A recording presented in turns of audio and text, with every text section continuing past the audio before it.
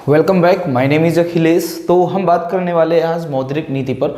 मौद्रिक नीति का ये दूसरा पार्ट होगा। इसका पहला पार्ट मैंने अपलोड कर दिया है जिसमें ये बताया गया है कि मौद्रिक नीति का उद्देश्य क्या है, या हम कहें मौद्रिक नीति में एक्चुअली होता क्या है, और दूसरा मौद्रिक नीति जो बनाई जाती है वो किसके द्वारा बनाई जाती है, और इसको बनाने वाली जो समिति है उसके बारे में भी मैंने बताया है।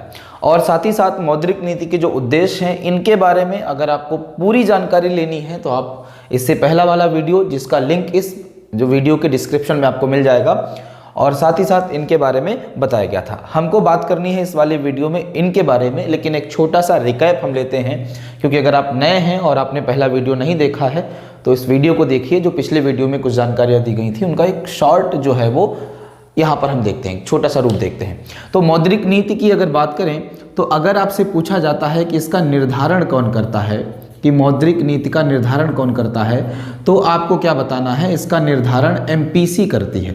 अब एमपीसी क्या है तो आपको याद रखना है मॉनेटरी पॉलिसी कमेटी। एमपीसी क्या है आपकी मॉनेटरी पॉलिसी कमेटी है, याद रखिए। इसके द्वारा निर्धारण किया जाता है मौद्रिक नीति का। अभी जो मॉनेटरी पॉलिसी कमेटी है ये किसकी कमेटी होगी, किसने इसको बनाया होगा, कहाँ से इसका गठन हुआ होगा, तो आरबीआई से। तो सामान्यतः आप क्या बोलते हैं कि मौद्रिक नीति का निर्धारण आरबीआई द्वारा किया जाता है। अगर ऑप्शन में इस प्रकार से है कि निम्नलिखित में से कौन मौद्रिक नीति का निर्धारण करता है, सरकार, आरबीआई, या फिर आपकी कृषि बैंकें, या कोई और ऑप्शन दिया हुआ है तो आप आरबीआई लगाते हैं। लेकिन इस प्रकार से अगर दिया हुआ है कि निम्नलिखित में से कौन मौद्रिक नीति का निर्धारण करता है, और ऑप्शन दिए हुए हैं कि मौद्रिक नीति समिति, या फिर आपका आरबीआई, या सरकार, या कृषि बैंकें, तो आप क्या लगाएंगे, मौद्रिक नीति समिति यानी एमपीसी, मॉनेटरी पॉलिसी कमेटी लगाएंगे। क्लियर है। अब ये जो मॉनेटरी पॉलिसी कमेटी है इसमें मेंबर अगर आपसे पूछेगा कितने मेंबर होते हैं तो आपका उत्तर क्या होना चाहिए, 6। अब इन्हीं 6 मेंबर में से एक क्या होता है, अध्यक्ष होता है। यानी अगर इसकी अध्यक्षता पूछी जाती है तो आपको क्या बताना है कि आरबीआई का जो प्रेजेंट गवर्नर होता है वो इसकी अध्यक्षता करता है। और ये समिति क्या करती है, ध्यान दीजिएगा कि प्रत्येक 2 माह पर मौद्रिक नीति का निर्धारण करती है। मौद्रिक नीति का निर्धारण करती है, नीति का निर्धारण करती है। यानी एक तरीके से अगर देखें तो आरबीआई क्या कर रही है, या आरबीआई की एक समिति है वो क्या कर रही है, प्रत्येक 2 माह पर जो है मौद्रिक नीति का निर्धारण कर रही है। इस समिति की अध्यक्षता आरबीआई का गवर्नर करता है, जो कि ये समिति जो है वो इसमें टोटल 6 मेंबर हैं अध्यक्ष को मिलाकर। क्लियर है। तो ये बनाती है आरबीआई की एक समिति मौद्रिक नीति को। कब, प्रत्येक 2 माह पर, हर 2 माह पर जो है आरबीआई मौद्रिक नीति बनाती है, ये आपको याद रखना है। अब मौद्रिक नीति बनाते समय दरअसल होता क्या है, ये आप बहुत आसान शब्दों में अगर आप समझना चाहें तो ऐसे समझ ले सकते हैं कि ये हमारी क्या है, अर्थव्यवस्था है। क्या हो जाएगी, अर्थव्यवस्था। ठीक है। और अर्थव्यवस्था जो है हमारी, इसमें क्या है, पैसा है और प्रोडक्ट है, यानी उत्पाद हैं या वस्तुएं हैं। तो अर्थव्यवस्था में जो उत्पाद हैं, उत्पाद की अगर हम बात करें, या इनको हम क्या बोल सकते हैं, प्रोडक्ट, या बहुत आसान भाषा में इनको आप क्या बोल सकते हैं, जो वस्तुएं होती हैं। अर्थव्यवस्था में जो वस्तुएं हैं या जो भी सामान आपका या हमारे बाजार में जो भी सामान बिक रहा है, अगर उसका प्राइस बहुत हाई हो जाए, ये इसका प्राइस जो है अगर बहुत ज़्यादा हो जाता है, होना कहाँ चाहिए, ये यहाँ पर होना चाहिए, लेकिन ये क्या हो गया है, बहुत हाई हो गया है। इसका प्राइस बहुत हाई हो गया है या इसका प्राइस बहुत लो हो गया है, तो इस स्थिति को कंट्रोल करना, यानी अगर किसी वस्तु का दाम बहुत ज़्यादा हो रहा है तो उसको वापस जो है कम करना, या किसी वस्तु का दाम बहुत कम हो रहा है तो उसको क्या करना, फिर से जो है थोड़ा सा नियंत्रित करना। ठीक है। तो वस्तु का जो दाम है उसको ना ज़्यादा बढ़ने देना, ना उसको ज़्यादा कम होने देना, यही क्या कहलाता है, आपका मौद्रिक नीति कहलाता है। क्योंकि अगर किसी भी वस्तु का दाम बहुत ज़्यादा बढ़ गया है, इसका मतलब ये हुआ है कि वस्तु का दाम बढ़ने का मतलब ये है कि मार्केट में लोगों के पास, या हमारी अर्थव्यवस्था में लोगों के पास पैसा बहुत ज़्यादा है और उसकी तुलना में उत्पादन या वस्तुएं बहुत कम हैं। ऐसे में पैसा अधिक होने के कारण लोगों की परचेज जो पावर है वो बहुत बढ़ जाएगी, और ऐसे में कम वस्तुएं होने के कारण वो बहुत महंगी होती चली जाएंगी, और इसको बोलते हैं इन्फ्लेशन, जो कि किसी भी अर्थव्यवस्था के लिए अच्छा नहीं होता है। और दूसरा कंडीशन ये है कि अगर किसी वस्तु का दाम बहुत कम हो गया है, इसका मतलब ये है कि लोगों के पास इस समय पैसा नहीं है, परचेस पावर उनकी कम है और वस्तुएं जो हैं बहुत हैं, लेकिन लोगों के पास खरीदने के लिए पैसा नहीं है, तो उन वस्तुओं का प्राइस बहुत कम होता चला जाएगा। इसको बोलते हैं डिफ्लेशन या मुद्रा अस्फीति। ये भी स्थिति अच्छी नहीं होती है। तो इन्फ्लेशन और डिफ्लेशन को ही जो है वो कंट्रोल किया जाता है किसके अंतर्गत? मौद्रिक नीति के अंतर्गत। ठीक है, अब इसको कंट्रोल करने के लिए कुछ उपकरण यूज किए जाते हैं, कुछ टूल्स यूज किए जाते हैं, जिनमें एक CRR, एक SLR, एक BR, एक RR और एक आपका RRR। ठीक है, इन पर अभी हम बात करेंगे थोड़ा सा। आप कुछ इस तरफ देखिए। तो ये वाली बातें सब हम पिछले वीडियो में कर चुके थे। इस वीडियो में हमको बात करनी है मॉनेटरी पॉलिसी, यानी जो मौद्रिक नीति होती है, ये मौद्रिक नीति का मुख्य उद्देश्य क्या है। तो इसका मुख्य उद्देश्य अगर हम देखें तो मूल्य या वित्तीय स्थिरता। मूल्य या वित्तीय स्थिरता, इसका मतलब ये होता है कि वस्तु का जो एक दाम होता है वो जो है मेंटेन करना। जैसे आप समझ लीजिए प्याज ले लीजिए, प्याज जो है नॉर्मली क्या होना चाहिए? 15 से 30 रुपए के किलो के आसपास जो है बिकना चाहिए। 15 से 30 रुपए के किलो के आसपास बिक रहा है, तो ये एक आदर्श स्थिति है। लेकिन क्या हुआ कि प्याज जो है वो बढ़ने लगा। वो 25 रुपए हुआ, 30 रुपए हुआ, 35 रुपए हुआ, 50 रुपए हो गया, 60 रुपए किलो हो गया है, 70 रुपए किलो हो गया है। तो ये खतरनाक है, ये खराब है। तो इस दाम को बढ़ने ना देना। या फिर हम कहें कि प्याज का दाम बहुत कम हो रहा है, 15 रुपए से नीचे आ गया है, 10 रुपए किलो, 5 रुपए किलो बिक रहा है, तो ये भी स्थिति बहुत खराब है। तो प्याज का जो एक आदर्श दाम है 15 से 30 रुपए के बीच में, उसको बनाए रखना। यानी वस्तुओं के मूल्य में बहुत अधिक कमी जो होती है और वस्तुओं के मूल्य में बहुत अधिक जो वृद्धि होती है, उसी को क्या करना? नियंत्रित करना। यही कहलाता है आपका मूल्य या वित्तीय स्थिरता।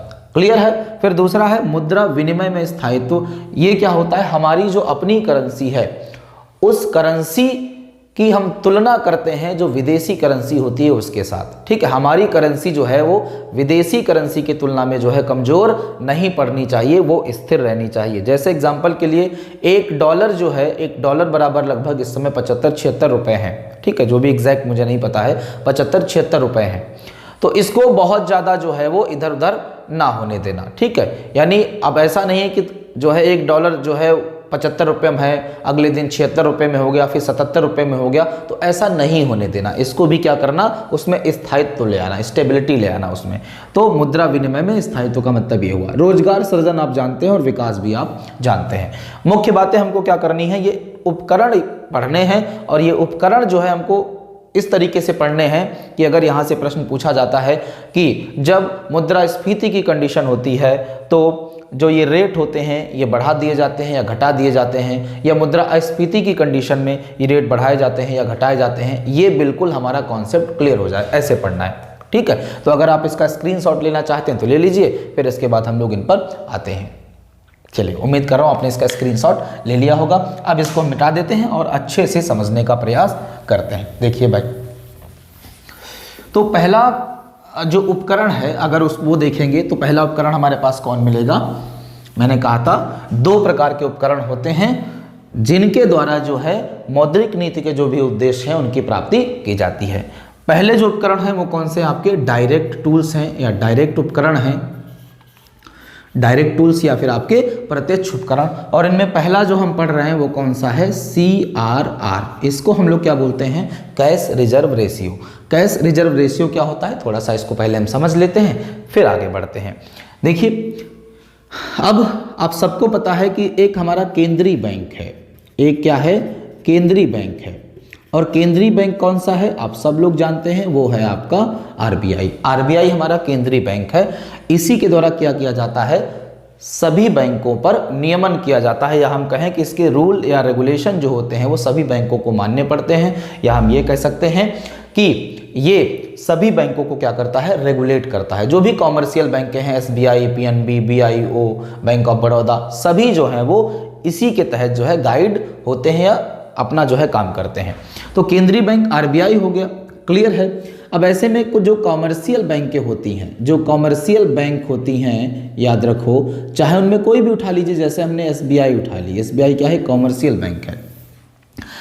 अब ये जो कॉमर्शियल बैंक SBI है, इसके कुछ ग्राहक होंगे और उन ग्राहकों ने इसके पास रुपया जमा किया होगा। भाई उन ग्राहकों का इस बैंक में खाता खुला होगा और उन खातों में रुपया जमा हुआ होगा। अब एक तमाम सारा पैसा जो है SBI के पास जमा हुआ है, ठीक है।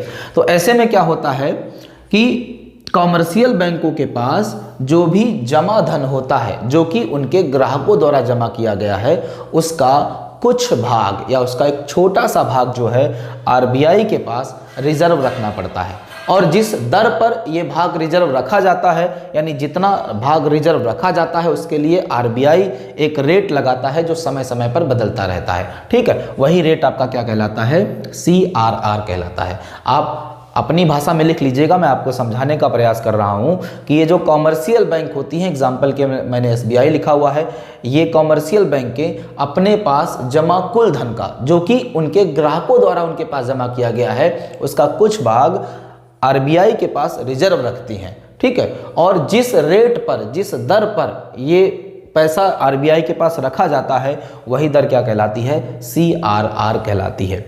क्लियर है? याद रखिए, CRR के तहत जो भी पैसा बैंक RBI के पास जमा करेगी उस पर RBI उसको ब्याज नहीं देता है। ये एक रिजर्व अमाउंट होता है जो RBI के पास सुरक्षित रहता है। क्लियर इतनी बात? उम्मीद कर रहा हूं समझ में आ गया होगा। चलिए अब आगे देखिए, दूसरा कौन है? दूसरा है आपका SLR। कौन हो जाएगा? SLR को बोलते हैं स्टैट्यूटरी लिक्विडिटी रेशियो। अब SLR की बात करें, इसमें क्या होता है कि जो कॉमर्शियल बैंकें होती हैं, ठीक है, आप, मैं फिर से कह रहा हूँ, आप अपना लिख लीजिएगा, मैं आपको समझा रहा हूँ। जो कॉमर्शियल बैंकें होती हैं, चाहे वो SBI हो, चाहे PNB हो, चाहे कोई भी बैंक हो, कॉमर्शियल बैंकें होती हैं, उनके पास उनके ग्राहकों द्वारा जमा किया गया धन होता है, पूंजी होती है। उस पूंजी का कुछ भाग जो है उनको RBI के पास रखना पड़ता है, जिस रेट से रखना पड़ता है वो क्या होती है? CRR।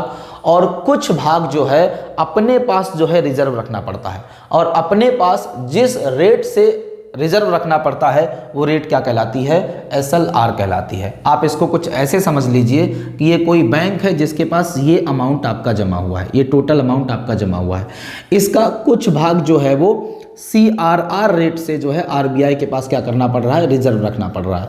इसका मतलब ये है कि ये वाला जो अमाउंट है जो कि बैंक के पास जमा हुआ था और उसको जो है ये RBI के पास जमा करना पड़ा है, इसका उपयोग वो जो है लोन देने के रूप में नहीं कर सकती है। और फिर कुछ अमाउंट जो है वो इस दर से अपने पास रिजर्व रखना पड़ता है, अपने पास ये अमाउंट रिजर्व रखना पड़ता है, इसका उपयोग भी जो है बैंक लोन देने के रूप में नहीं कर सकती है। तो टोटल उसके पास ये था इतना, ये चला गया RBI के पास रिजर्व, किस रेट से? CRR रेट से। और ये अपने पास रिजर्व रख लिया है किस रेट से? SLR रेट से, ठीक है। बाकी जो बचा हुआ धन है इसका उपयोग जो है वो ऋण के रूप में बैंक कर सकती हैं, लोगों को लोन वगैरह इसी पैसे से दिया जाता है। तो उम्मीद कर रहा हूँ CRR और SLR दोनों आप समझ गए होंगे। अब यहाँ पर एक चीज़ आप समझिए, क्या होता है कि अगर मान लीजिए एक चीज़ आपको आनी चाहिए, कुछ मैं अलग से आपको समझा दे रहा हूँ। जैसे एक चीज़ आपने सुनी होगी, तरलता, अंग्रेजी में लिक्विडिटी इसको बोलते हैं, तरलता, या बहुत आसान भाषा में कह सकते हैं इसको नकदी, ठीक है, नकदी। याद रखो, जब मार्केट में यानी जब अर्थव्यवस्था में, अर्थव्यवस्था या हम कहें बाजार, हमारे तुम्हारे पास जो पैसा होता है, जब अर्थव्यवस्था में नकदी ज़्यादा है तो हम कहते हैं, तो इसका अर्थ है, इसका अर्थ तरलता अधिक है, तरलता अधिक है। दूसरा, जब अर्थव्यवस्था में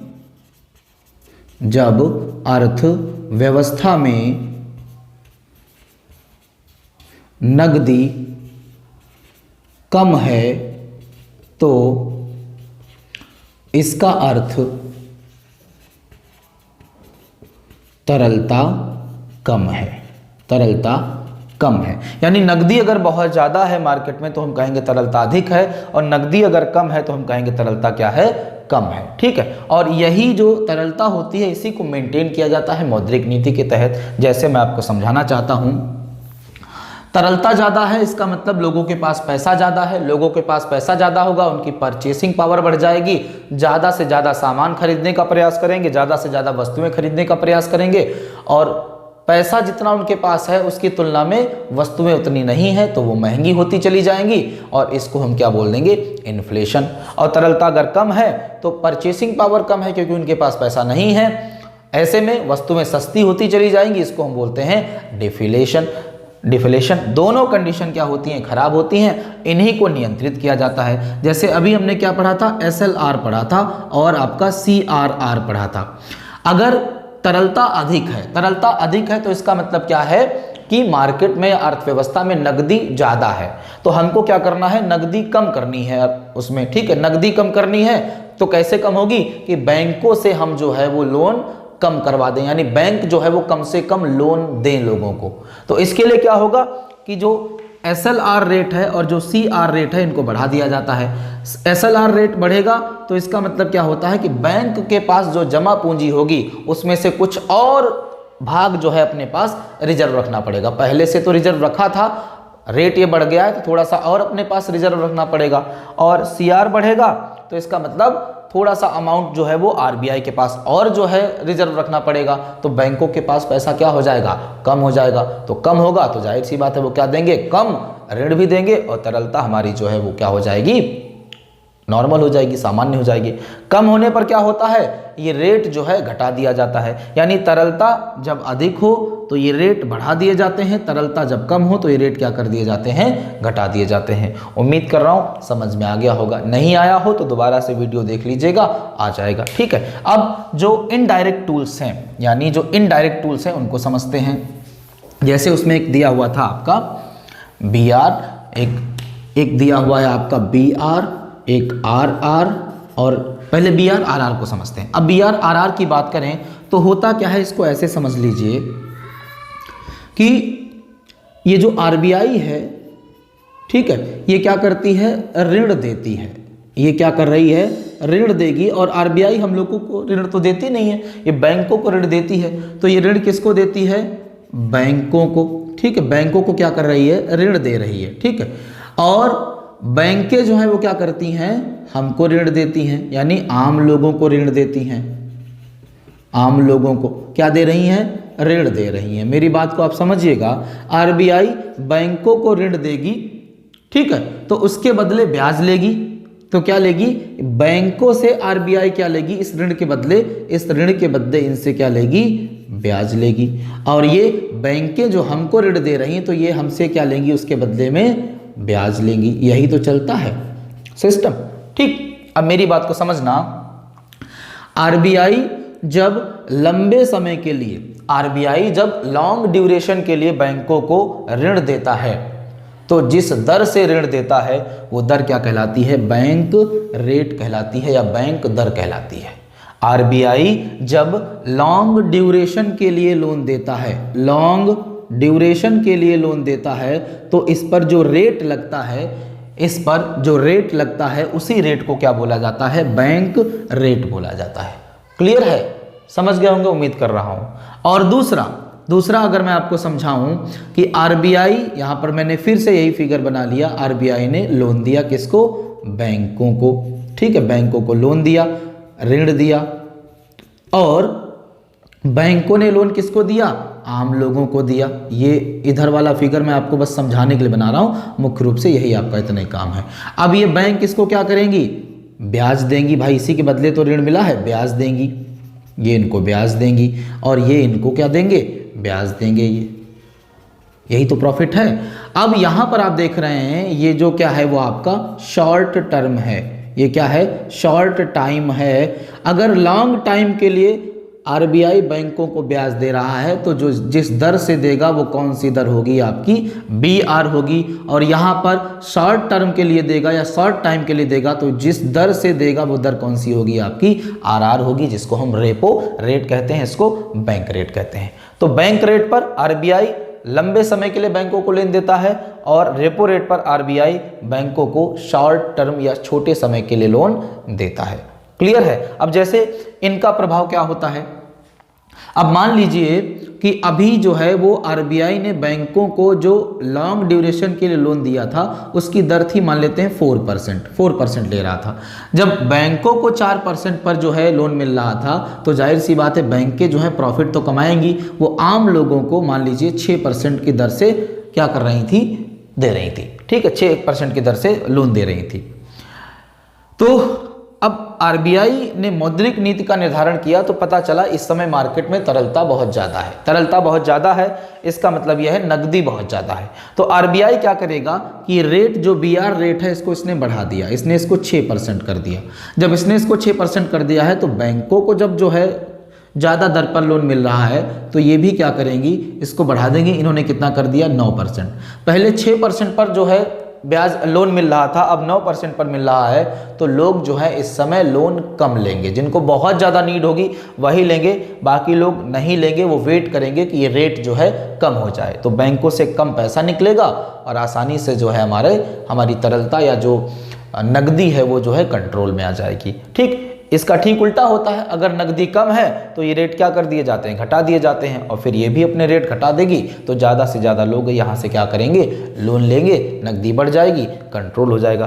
ठीक इसमें भी वैसा है। आपको क्या याद रखना है, कुछ चीज़ें, जैसे जब इन्फ्लेशन होता है यानी महंगाई होती है, महंगाई का मतलब ये होता है कि मार्केट में तरलता या हम कहें नकदी बहुत ज़्यादा होती है, तो चाहे वो SLR हो, चाहे CRR हो, चाहे BR हो, चाहे RR हो, चाहे RRR हो, ये सारे रेट जो हैं वो बढ़ा दिए जाते हैं, जिससे लोग जो है वो कम से कम जो है बैंक से लोन लें या रुपया निकालें। क्लियर है। और अगर हम बात